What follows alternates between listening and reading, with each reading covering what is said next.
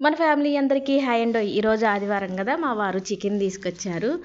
ఆ చికెన్తో నేను చింత చిగురు చికెన్ కూర చేశానండి. నిన్న తోటకెళ్ళి చిగురు కోసుకొచ్చానని ఒక వీడియో పెట్టాను కదా, ఆ చిగురుతో ఈ చికెన్ చేశాను.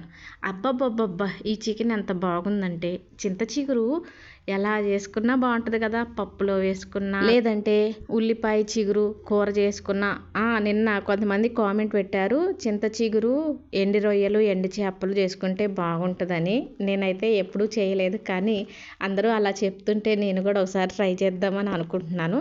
కానీ ఇప్పుడు ఈ చింత చిగురుతో చేసిన చికెన్ అయితే చాలా అంటే చాలా బాగుంది.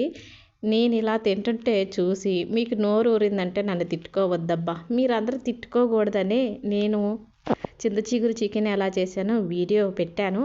అయితే పెద్ద కష్టమేమీ లేదు.